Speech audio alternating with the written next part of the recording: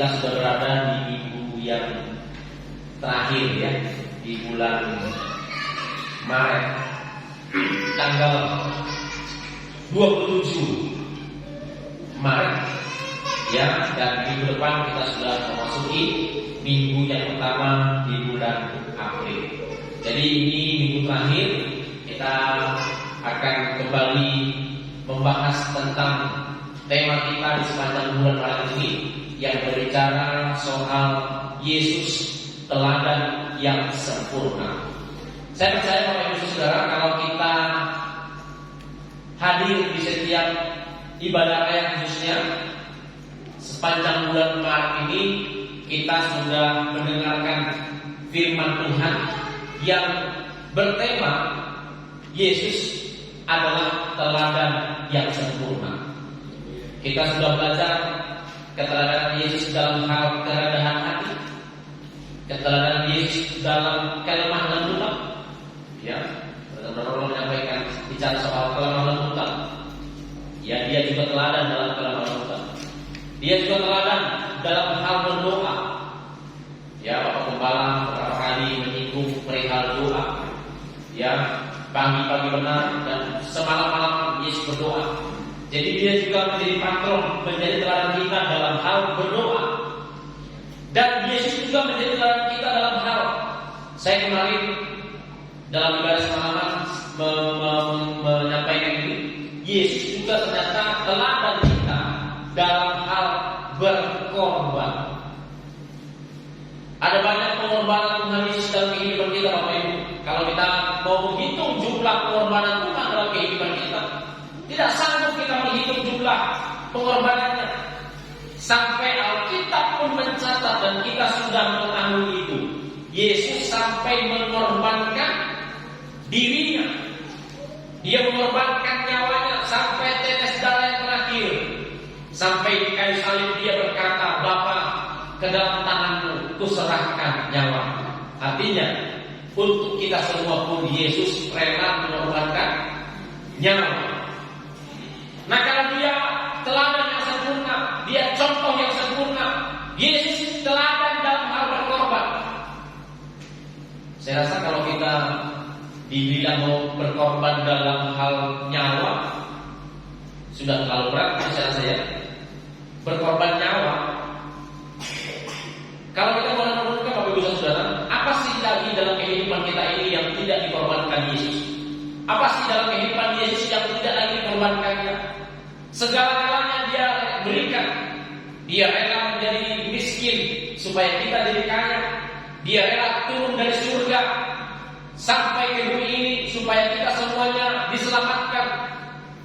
Dia rela tergantung di atas kayu salib supaya semua kita beroleh pengampunan dosa, penebusan. Ada begitu banyak dan segala sesuatu yang dikerjakan Yesus itu tidak ada satupun untuk kepentingan dirinya. Semua yang dikerjakan Yesus, semua yang dilakukan Yesus itu Alkitab mencatat untuk kepentingan kita semua. Jadi kalau Yesus adalah teladan kita dalam hal berkorban, coba kita renungkan kira-kira apa sih yang sudah kita korbankan untuk Tuhan? Kalau Tuhan mengorbankan segala-galanya untuk kita, termasuk nyawanya sendiri, kita apa sih yang sudah kita korbankan untuk Tuhan? Hari Jumat malam kemarin dalam ibadah doa, saya sampaikan bahwa jangankanlah berkorban nyawa untuk Tuhan, korban waktu saja pun kita susah.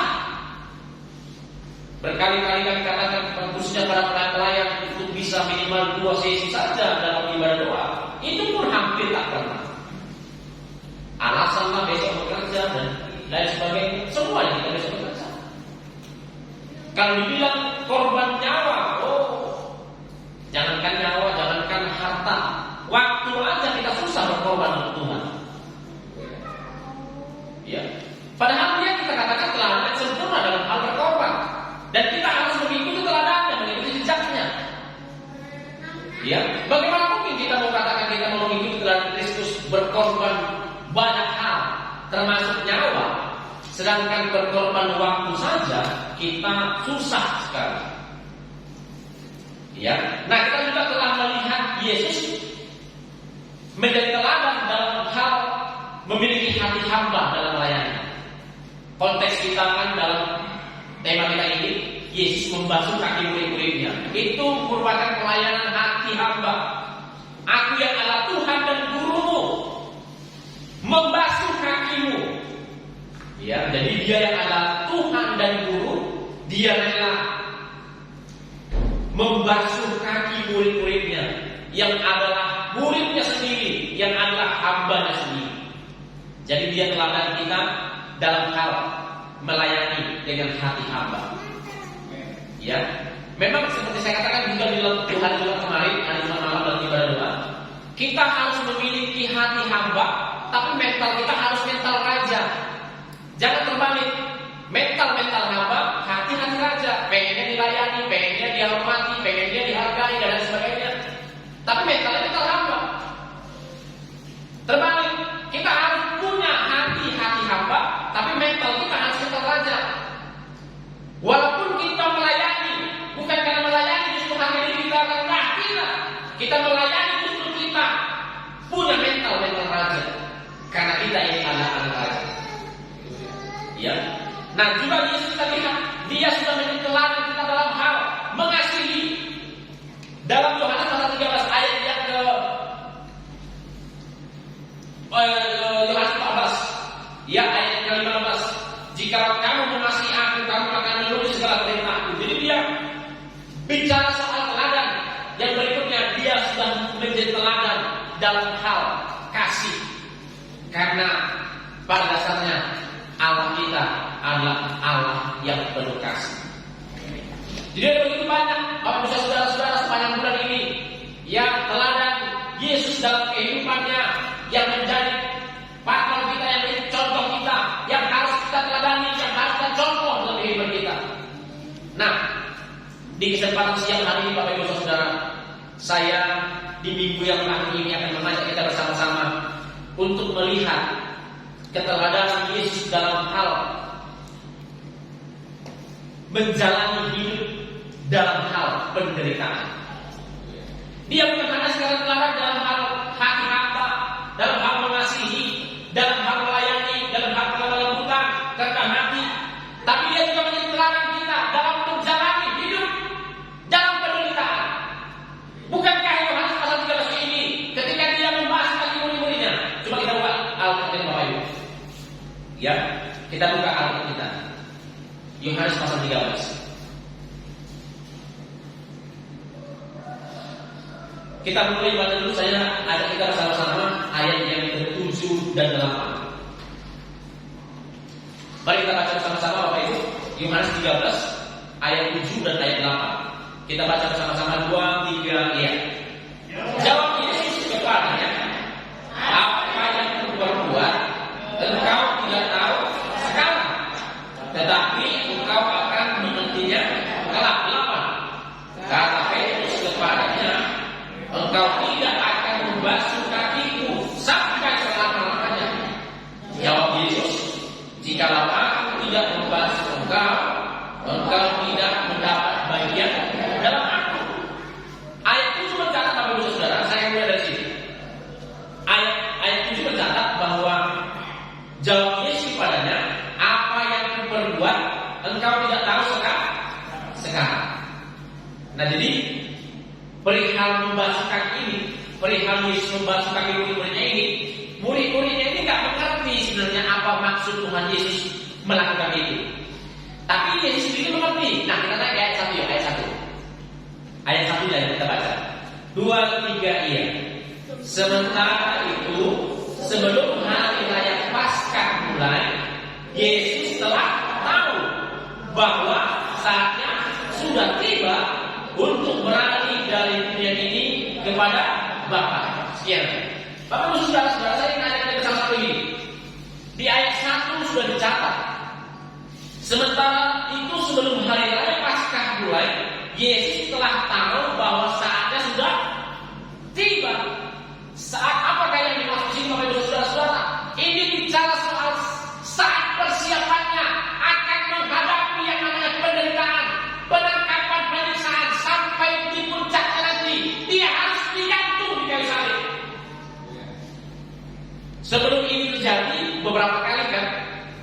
waktu perjamuan kawin di Kana, waktu ibunya Yesus menjumpa Yesus, ya, apa yang dia katakan? Saatku belum tiba.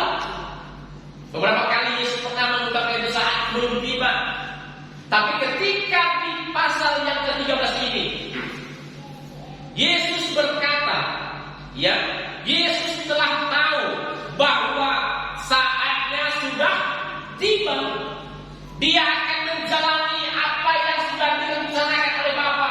Dia akan menjalani apa yang sudah menjadi misinya turun ke bumi ini, yaitu untuk harus ditangkap, harus disiksa, harus mengalami penderitaan, bahkan sampai dia harus mati di kayu salib nanti. Dia katakan saatnya sudah tiba. Tapi di ayat 7 Yesus berkata bahwa apa yang aku lakukan sekarang ini engkau tidak tahu, tapi engkau akan mengerti kelak. Besok engkau akan mengerti untuk apa aku lakukan semua ini. Jadi Bapak Ibu Saudara-saudara, karena Alkitab mencatat dalam ayat 1 bahwa Yesus tahu saatnya sudah tiba, ini berbicara soal hidup dalam penderitaan. Kalau saya sampaikan beberapa minggu lalu kepada saudara-saudara dalam ibadah pertama bahwa pembasuhan kaki yang dilakukan Yesus kepada murid-muridnya itu juga berbicara persiapan murid-muridnya juga akan mengikuti jejak Yesus mengalami yang namanya penderitaan. Karena dalam kejadian pasal 3 ayat 15 sudah diberikan sebuah nubuatan dan sudah dibuat sebuah ketetapan akan terjadi permusuhan antara keturunan manusia dan keturunan ular. Tuhan berkata, keturunanmu akan menentukan kepalanya dan keturunan ular itu akan menentukan tumitnya, kakinya, tumitnya ini. Makanya Yesus membasuh kaki murid-muridnya. Kenapa? Karena itu persiapan. Kalau engkau memang setia mengikut aku, kalau engkau percaya kepadaku, apa yang aku alami itu juga engkau akan alami. Jadi Yesus sebagai Tuhan, sebagai guru, dia membasuh kaki murid-muridnya. Seolah-olah langsung Yesus ingin katakan begini, sebentar lagi aku akan mengalami penderitaan dan akan ditangkap. Karena saatku sudah tiba. Dan apa yang aku lakukan sekarang kepadamu, engkau tak mengerti itu sekarang, tapi besok engkau akan mengerti itu. Nah, ketika waktunya Yesus mengalami penderitaan, memang awal-awalnya beberapa murid-muridnya ada yang lari, ada muridnya yang menyangkal dia, dan di hari yang sama pun dengan itu muridnya pun ada yang mengkhianati dia. Bukankah itu hal yang sangat-sangat berbeda, saudara-saudara?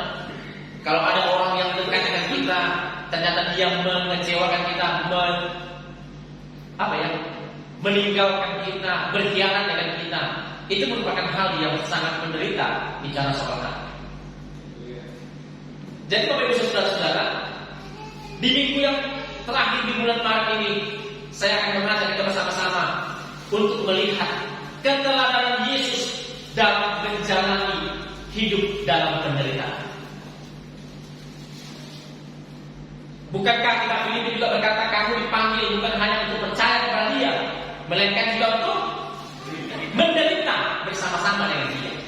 Jadi ternyata penderitaan itu juga merupakan bagian kita sebagai orang-orang percaya. Tapi penderitaan karena mengikut Tuhan Yesus, ya, bukan penderitaan karena kesalahan kita, bukan penderitaan karena kebodohan kita, bukan penderitaan karena dosa. Tapi penderitaan yang kita alami karena kesetiaan kita mengikut Tuhan. Makanya Yesus membasuh kaki murid-muridnya. Dia sedang mempersiapkan itu. Walaupun dia berkata, apa yang aku kerjakan sekarang, engkau gak tahu maksudnya. Tapi kau akan mengerti kelak, besok kau akan mengerti. Kalau waktuku sudah tiba, engkau pun akan mengalami seperti apa yang aku alami. Jadi Yesus sedang mempersiapkan murid-muridnya. Walaupun secara fisik Yesus memang bicara soal kerendahan hati, dia sebagai Tuhan dan Guru membasuh kaki murid-muridnya. Tapi secara roh Tuhan ingin sampaikan, itu merupakan sebuah persiapan penting yang Tuhan ingin sampaikan, bahwa saatnya sudah tiba. Dia akan mengalami penderitaan, di atas kayu salib untuk menanggung dosa seluruh manusia. Jadi Bapak Ibu Saudara, di minggu terakhir di bulan Maret ini saya akan mengajak kita melihat dan mempelajari bagaimana sih, ya apa sih kunci kemenangan Yesus dalam menjalani hidup dalam penderitaan. Apa sih kunci kemenangan Yesus sampai dia bisa menang di atas kayu salib? Penderitaan yang dia alami itu luar biasa. Sedangkan melihat film The Passion of the Christ aja, banyak orang tidak sanggup melihatnya. Film Bapak Ibu Saudara, film itu banyak orang tidak sanggup melihatnya karena mereka bilang terlalu sadis. Padahal film itu pun sebenarnya belum bisa menggambarkan 100% bagaimana sebenarnya penderitaan Yesus. Ya, kalau kita lihat kan aktor yang memerankan Yesus dalam film The Passion of the Christ itu, dia wajahnya masih, walaupun sudah berlumur darah, tapi wajahnya masih tampan lah, masih kelihatan gantengnya begitu. Tapi Alkitab mengatakan bahwa melihatnya pun orang sudah nggak tertarik lagi, karena udah tidak kenal lagi lah, hancur, belur lah. Ya, mulai dari ditangkap saja dia sudah dipukul pakai kayu, pakai tongkat dipukul, kepala sudah dimahkota mobil. Itu baru penyiksaan tahap awal, masih di tangan tentara-tentara. Ya, dicambuk dengan cambuk yang kita sebentar lagi memperingati dia. Cambuknya itu dari besi yang tajam. Ketika sekali cambuk lengket, ditarik, itu sama dengan merobek daging begitu. Dan itu yang terjadi. Ya, penderitaan seperti itu. Nah, bagaimana sih Yesus bisa menang? Bagaimana, apa sih kunci, rahasia, dan bagaimana cara Yesus menjalani hidup yang penuh dengan penderitaan sampai dia menang, dan sampai di atas kayu salib Yesus berkata, sudah selesai. Dan dengan penuh sukacita, dengan penuh damai sejahtera, di atas kayu salib untuk terakhir kalinya berkata, Bapa, ke dalam tanganmu kuserahkan nyawa. Nah, disinilah yang saya ingin ajak kita bersama-sama pada saat siang hari, Bapak Ibu Saudara-saudara. Bukankah kita juga manusia yang adalah pengikut Tuhan Yesus juga mengalami yang namanya pergumulan? Kita pasti punya pergumulan, dan pergumulan kita tidak ada yang sama.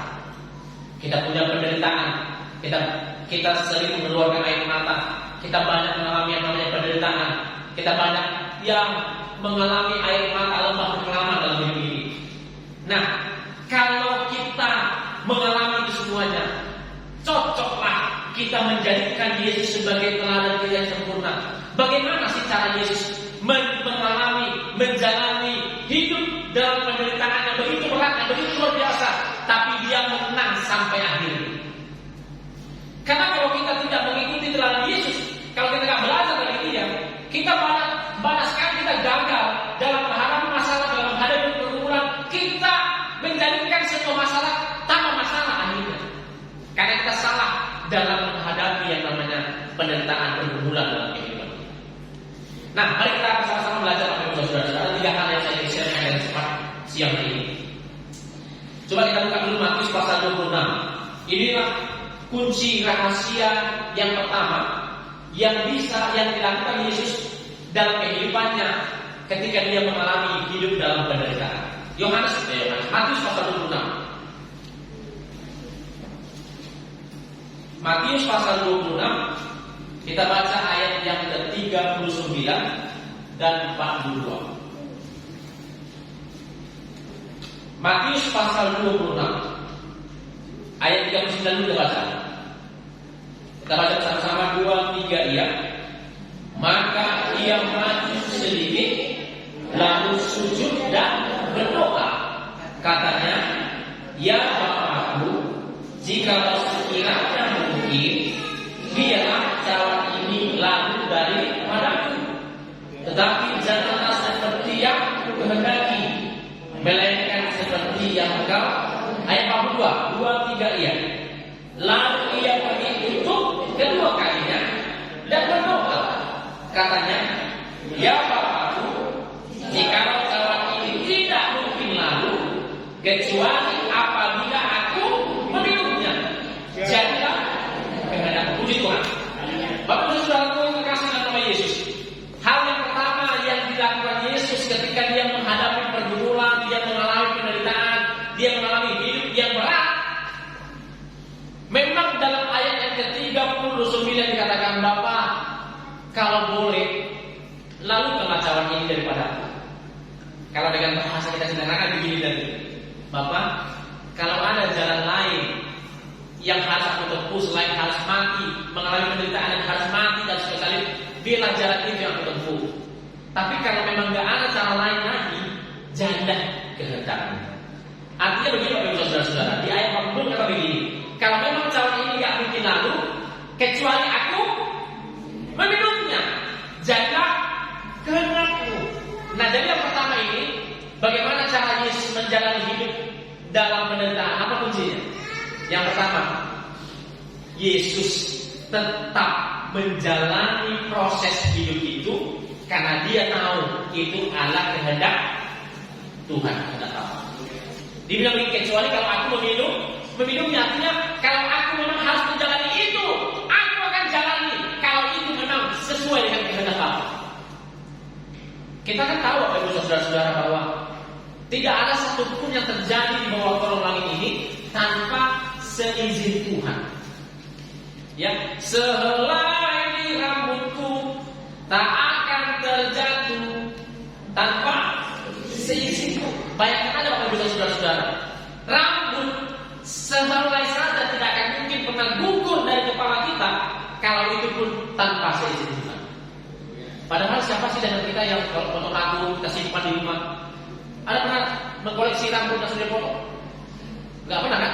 Kita pergi ke tukang pangkas, potong satu kita, sudah sampai bertahun-tahun mengkrimbat ini, bonding-bonding, pelihara ini, sayang kali dibuang. Ada yang simpan juga? Gak ada kan? Nah, rambut aja yang sekarang kita gak peduli dengan dia, kita mengatakan itu pun tidak akan pernah bisa gugur dari kepala kita kalau bukan seizin Tuhan. Apalagi kalau kita hidup dalam penderitaan.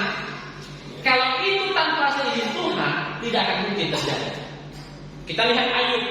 Ayub adalah contoh manusia yang pernah mengalami penderitaan yang begitu luar biasa. Tapi Alkitab mencatat, iblis melakukan itu atas seizin Tuhan.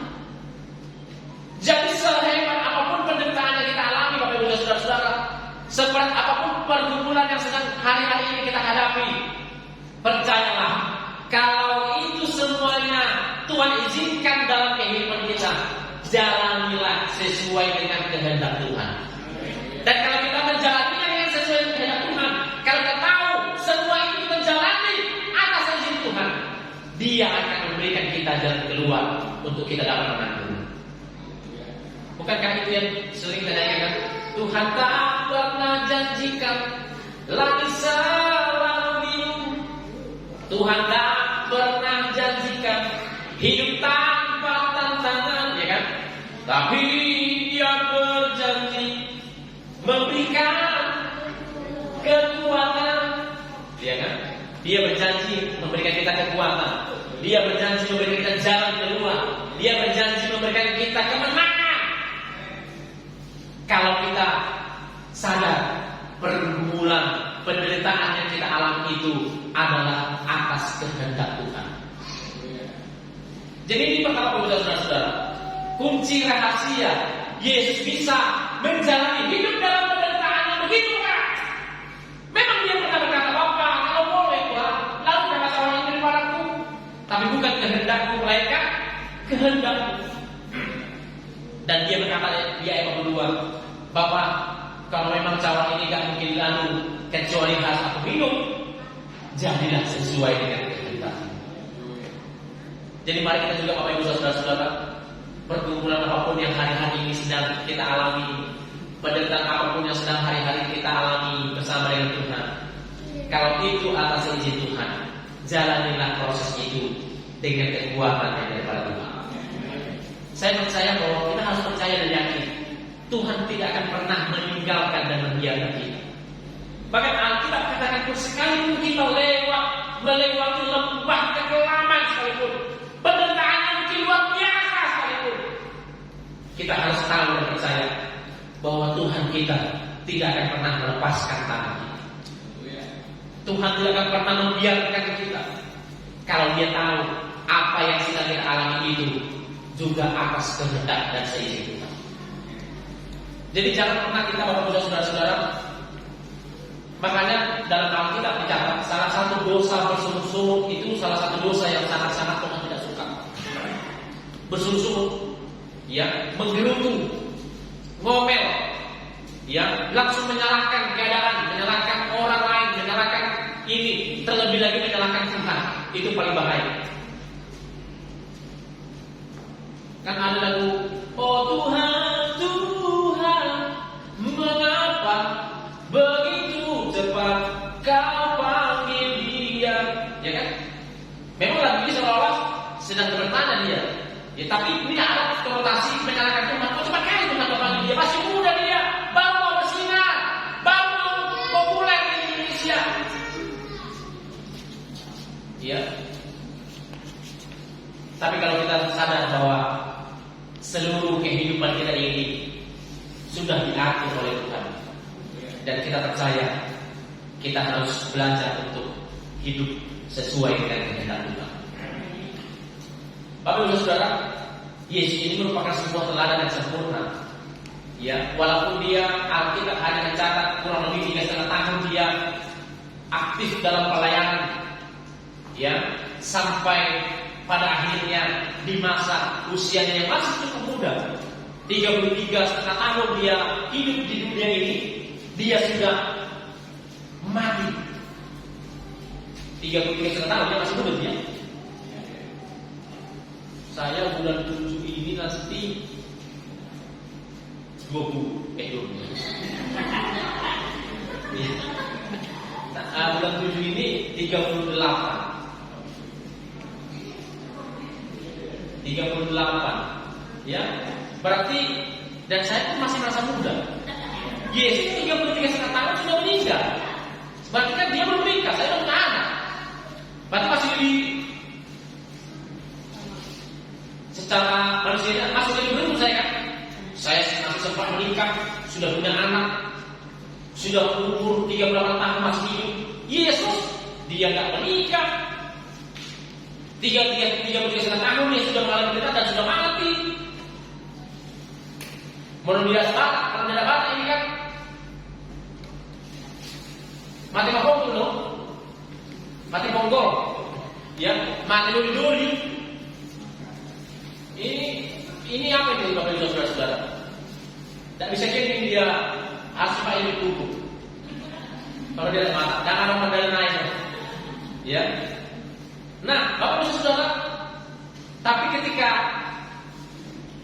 kalau kita memperhatikan kisah hidupnya Yesus, walaupun singkat sepertinya, usianya hanya 33,5 tahun, dan lamanya dia aktif dalam pelayanan memberitakan kabar keselamatan pertobatan dalam dunia ini hanya kurang lebih 3,5 tahun, tapi dampak pelayanannya, ya kan? Dampaknya itu Bapak Saudara-saudara, walaupun singkat dia pelayanan, walaupun penderitaannya yang luar biasa tadi harus ditanggungnya di masa muda, dan itulah yang menjadi teladan kita Bapak Saudara-saudara. Kalau Yesus aja di masa muda dia bisa menjalani hidup dalam penderitaan dengan berkata Bapa, kalau memang nggak bisa lagi cawan ini lalu daripada aku, kecuali harus aku minumnya, jadilah sesuai dengan kehendak. Jadi kita Bapak Ibu Saudara, kalau kita menghadapi pergumulan, menghadapi yang namanya masalah, tantangan, kalau kita seolah-olah masuk dalam lembah kekelaman dan mengalami penderitaan yang begitu berat sekalipun, jangan terlalu cepat langsung menyalahkan keadaan, jangan terlalu cepat untuk menyalahkan orang lain, tapi mari kita bersama-sama belajar untuk berdoa sama Tuhan, berkata kepada Tuhan, kalau memang semua yang aku alami ini adalah atas seizin-Mu, kalau semua yang aku jalani ini adalah atas kehendak Tuhan, sesuai dengan kehendak-Nya. Dan itu akan menguatkan iman kita. Itu akan menguatkan kita menjalani kehidupan ini. Walaupun seolah kita sedang masuk dalam lembah kegelapan. Tapi kalau kita berkata, Bapa, ke dalam tangan-Mu serahkan hidupku, kepadamu aku serahkan seluruh pergumulanku. Dan saya percaya kita akan menang bersama dengan Tuhan pada waktu. Ya, itu yang pertama, Bapak Ibu Saudara. Apa sih? Bagaimana sih cara Tuhan, solusi Yesus dalam menjalani hidup yang penuh pergumulan, yang hidup dalam penderitaan? Yang pertama tadi, Dia memang menyerahkannya kepada Bapa, dan Dia menjalaninya karena Dia tahu itu adalah atas seizin Tuhan. Yang kedua, Bapak Ibu Saudara, yang kedua, di ayat yang sama di Matius pasal 26 ini, Bapak Ibu Saudara, kalau kita menemukan dua kali Yesus dalam waktu yang sama, dua kali dia berkomunikasi dengan Bapaknya, dua kali dia berdoa kepada Bapa, dua kali dia menyampaikan seluruh keluh kesahnya, penderitaannya, apa yang harus dialami. Yang kedua ini, apa sih solusi cara Tuhan, bagaimana cara Tuhan menjalani hidup dalam penderitaan ini? Ya, yang kedua, dia menyerahkan seluruhnya kepada Tuhan. Dia selalu berkomunikasi dengan Bapaknya lewat doa. Dia selalu menyampaikan seluruhnya kepada Tuhan. Bukankah juga tulisan-tulisan Rasul Paulus berkata bahwa kita harus menyampaikan semuanya itu kepada Bapa lewat doa, permohonan dengan ucapan syukur. Kalau kita masuk dalam pergumulan, penderitaan, sampaikan saja kepada Dia, serahkan seluruhnya kepada Dia. Bahkan Yesus sampai titik darah yang terakhir, sampai di atas kayu salib pun Dia berkata untuk terakhir, Bapa, ke dalam tangan-Mu ku serahkan nyawa. Bukan hanya nyawa diserahkan, tapi penderitaannya, masalahnya, pergumulannya pun disampaikannya, diserahkannya kepada Bapa. Kenapa Dia harus serahkan itu? Karena di ayat yang, Dia tahu, seperti yang pertama tadi saya katakan bahwa karena Yesus tahu apa yang Dia alami, apa yang Dia jalani, itu adalah kehendak Bapa. Nah, kalau itu kehendak Bapa, cara yang kedua yang Dia harus lakukan adalah Dia serahkan Anda sepenuhnya kepada Bapa. Kalau ini memang kehendak Tuhan, ku serahkan kepada Aku. Ini untuk mengantisipasi kita, ini untuk menjaga kita agar jangan terlalu mudah kita menyalahkan Tuhan dalam setiap pergumulan yang kita alami. Banyak sekali orang-orang Kristen, banyak sekali anak-anak Tuhan gagal ketika menghadapi pergumulan, ketika menghadapi penderitaan. Kita terlalu cepat untuk menyalahkan yang lain, menyalahkan situasi. Karena memang manusia pertama, Adam dan Hawa pun begitu kan. Ketika Tuhan tanya Adam, kenapa kau makan buah itu? Dia langsung berkata, perempuan yang menempatkan di sini langsung salahkan diri si Hawa. Ketika Tuhan tanya Hawa, kenapa kau ambil? Kenapa kau makan? Ulah itu Tuhan. Ya, jadi sering sekali manusia merespon masalah itu dengan langsung mempersalahkan keadaan, mempersalahkan orang lain dan lain sebagainya. Ya, nah itu sebabnya Bapak Ibu Saudara, kenapa saya katakan bahwa Yesus ini merupakan teladan yang sempurna dalam menjalani hidup dalam pergumulan dan penderitaan, dalam masalah, dalam menghadapi tantangan yang begitu berat. Kenapa? Karena Yesus tahu kalau seluruh kehidupannya itu adalah kehendak Bapa atas seizin Tuhan. Itu sebabnya apapun yang Dia alami, Dia coba sampaikan lewat doa, Dia sampaikan lewat berkomunikasi dengan Bapaknya, dan Dia menyerahkan sepenuhnya kepada Bapa apa yang Dia alami. Karena Dia tahu kalau itu atas izin Tuhan, dan Tuhan pasti akan menolong Dia untuk menghadapi semua ini. Dan terbukti kan Bapak Ibu Saudara-saudara, langsung terbukti apa yang dialami Yesus, apa yang diperbuat Yesus itu langsung terbukti bahwa Bapa menolong Dia untuk sanggup menjalani itu semua. Itu sebabnya Bapak Ibu Saudara terima kasih dalam nama Yesus. Mari kita bersama-sama melihat kepada Dia, memandang Yesus sebagai patron, sebagai teladan, contoh yang sempurna. Memang banyak hamba-hamba Tuhan, banyak manusia, banyak pendeta yang juga bisa menjadi teladan kita dalam kehidupan ini. Tapi sehebat-hebatnya manusia, tetap dia adalah manusia yang terbatas dan juga punya kelemahan. Tapi Yesus, dia pribadi yang sempurna, pribadi yang tanpa cacat celah. Dia adalah teladan yang sempurna yang tidak pernah gagal sedikitpun. Ya, itu sebabnya pada saat siang hari ini Bapak Ibu Saudara, mari kita sama-sama belajar untuk menyerahkan seluruh kekhawatiran kita, menyerahkan seluruh masalah kita, menyerahkan seluruh penderitaan kita kepada Tuhan lewat doa, lewat komunikasi kita kepada Tuhan. Sehingga kalau kita serahkan semuanya kepada Tuhan, biarkan Dia yang bertindak. Bukankah itu bahwa saudara-saudara, kalau kita angkat tangan, tanda angkat tangan kan tanda penyerahan sama Tuhan. Tuhan, aku gak sanggup, Tuhan tolong aku. Nah, ketika kita angkat tangan, di saat itulah Tuhan turun tangan untuk menolong kita. Jadi tanda kita angkat tangan, tanda penyerahan, tanda menyerah. Kalau kita serahkan seluruh pergumulan kita kepada Tuhan, aku tak sanggup, Tuhan, aku tak kuat. Tuhan yang akan bekerja berperan, Dia yang akan menyelesaikan setiap persoalan itu. Ya, itu sebabnya kita juga dibutuhkan yang namanya kerendahan hati untuk menyerahkan, membawa setiap pergumulan kita itu kepada Tuhan. Itu sebabnya kita katakan Bapa yang baik. Bapa yang baik itu sangat-sangat mengerti akan kehidupan kita. Dia Bapa yang sangat baik. Dia peduli akan setiap persoalan kita. Kita ajak kepada Bapa yang jahat saja, kadang melihat anak kita menangis. Unagui dah kau tangis, ya kan? Melihat anak kecil mami, ya kan? Itu baru anak itu loh, ya kan? Tondi kuroh. Jadi kita ada Bapa yang jahat aja melihat anak kita, sanggup kita lihat anak kita nangis, menderita, gitu ya. Apalagi Dia Bapa yang sempurna, Bapa yang baik. Dia gak akan sanggup melihat kita menderita begitu lama.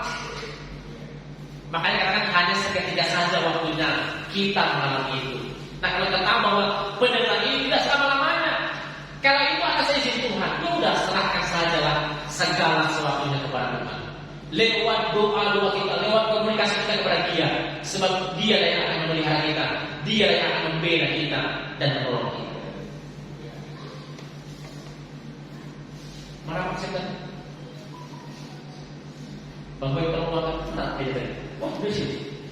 Karena begitu. Ya, saya mau kasih contoh bagi saudara-saudara.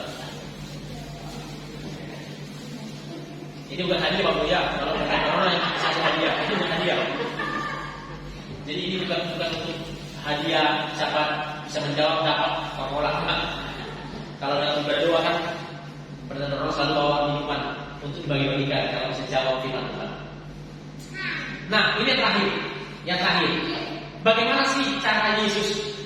Bagaimana sih solusi yang dilakukan Yesus ketika Dia menghadapi penderitaan, menghadapi yang namanya pergumulan dalam hidup ini?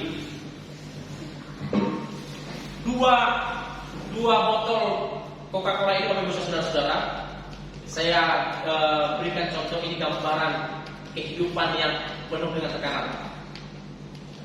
Kita sama-sama mengalami yang namanya pergumulan, sama-sama kita menderita, sama-sama kita punya apa ya, dihina, diejek, kita sama-sama menderita lah. Kita punya pergumulan yang berbeda-beda, tapi kita tetap menjadi pribadi yang mengalami tekanan, sama-sama mengalami tekanan, sama-sama punya pergumulan hidup, sama-sama punya masalah yang begitu berat, sama-sama kita mungkin mengalami yang namanya penderitaan yang sangat-sangat berat. Tapi dua pribadi bisa menghasilkan dan bisa mengalami sesuatu itu dengan cara yang berbeda. Jadi ini contohnya begini, saya goncang-goncang ini karena kedua-duanya harus menghadapi yang sama, sama-sama digoncang, sama-sama punya pergumulan, sama-sama punya penderitaan.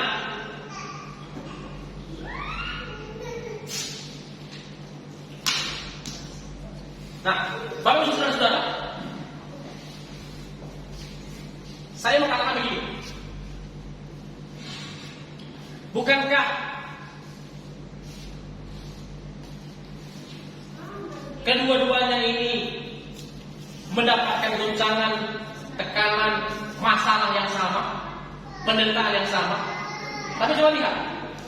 Satu, dia cepat-cepat, dia akhirnya menyemburkan sesuatu, dia mengeluarkan sesuatu tanpa kita sadari. Bapak Ibu saudara-saudara, terkadang kehidupan kita pun sama seperti ini. Ketika kita mengalami goncangan yang sama, ketika kita mengalami penderitaan sama, masalah yang sama, ya kita sama-sama mendapat tekanan, masalah, pergumulan, tapi kita bisa berbeda. Coba lihat, dua bapak tadi saya goncang-goncangkan sama-sama, saya dapat tekanan sama, tapi satu dia akhirnya menumpahkan sesuatu, dia akhirnya menyemburkan sesuatu, dan ada yang keluar dari hidupnya. Karena kita berpikir begini, saudara-saudara, ketika kita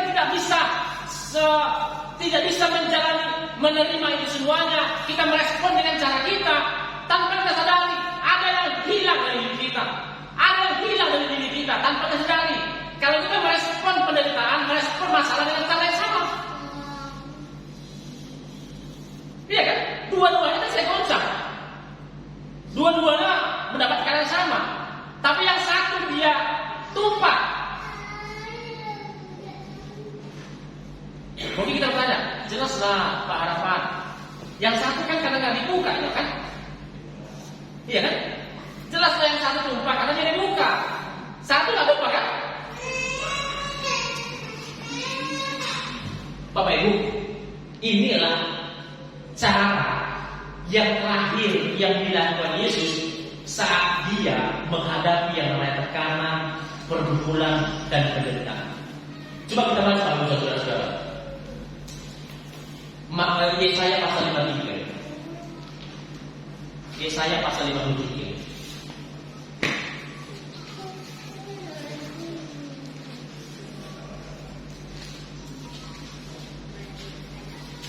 Yesaya pasal 53 ini ayat yang ke-7 nih, Pak. Yesaya 53 ayat yang ke-7. 2, 3, iya. Dia dianiaya, tetapi dia membiarkan diri ditindas dan tidak membuka mulutnya, seperti anak domba yang dibawa ke tempat raya, seperti domba yang keluh di depan orang-orang yang menutupi mulutnya, ia tidak membuka. Sekarang langsung Markus 15. Markus pasal 15 itu lagi. Ya. Markus pasal yang ke-15.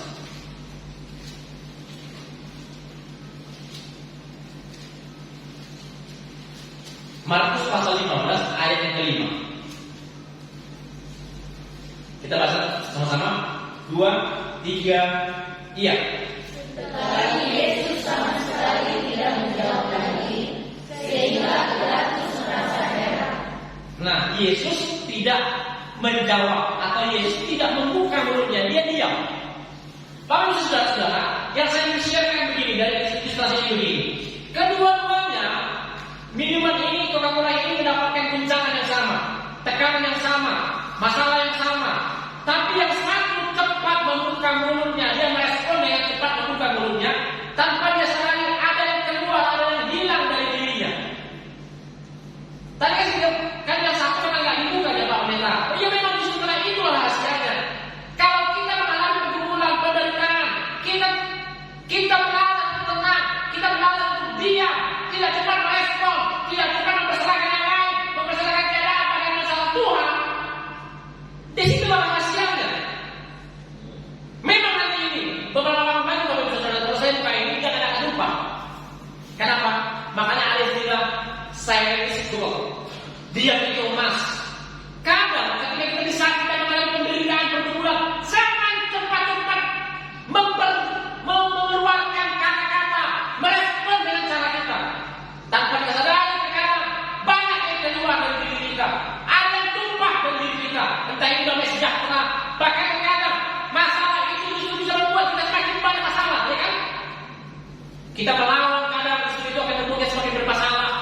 Kita memberontak, justru itu akan semakin besar masalah yang kita alami. Inilah Bapak Ibu Saudara-saudara gambarannya. Kalau kita mendapatkan tekanan, kita digoncang, kita mengalami pergumulan yang sama, belajarlah untuk menahan diri kita. Belajarlah untuk menjaga mulut kita. Belajarlah untuk menahan diri kita sampai pada waktunya. Karena saya jamin oleh saudara-saudara, nanti kalau saya buka ini yang belum saya buka tadi, dia tidak akan tumpah merespon seperti tadi.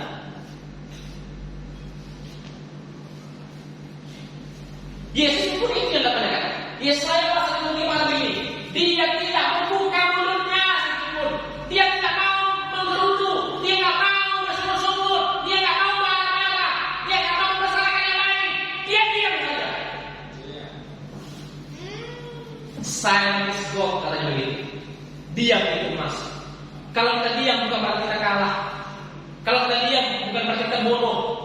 Yesus diam bukan karena dia bodoh. Yesus diam bukan karena dia bukan dia nggak bisa menyelamatkan diri.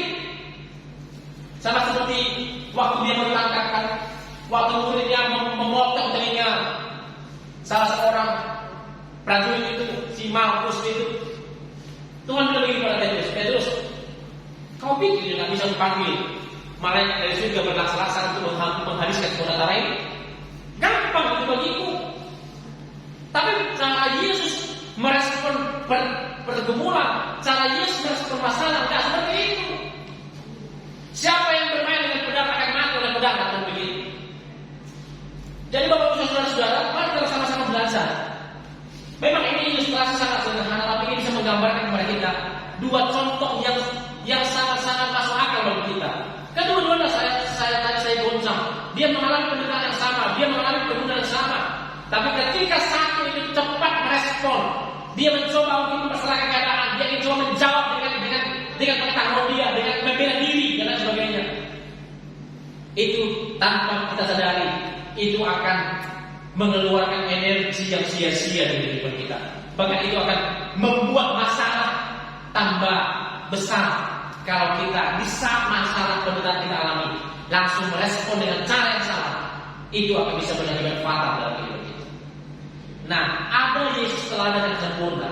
Ketika dia menghadapi yang namanya pergumulan penderitaan, dia tidak cepat-cepat membuka mulutnya. Makanya sampai ada yang bilang mulutmu adalah harimau. Kenapa? Karena mulut ini sering sekali mulut ini mengalami masalah akhirnya karena kita tidak bisa menjaga mulut.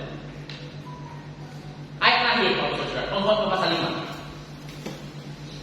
Pengkhotbah pasal 5.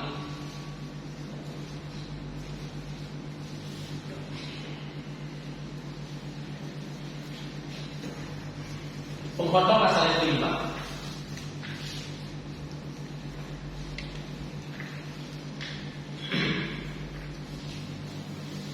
Pengkhotbah pasal yang kelima, ayat yang pertama.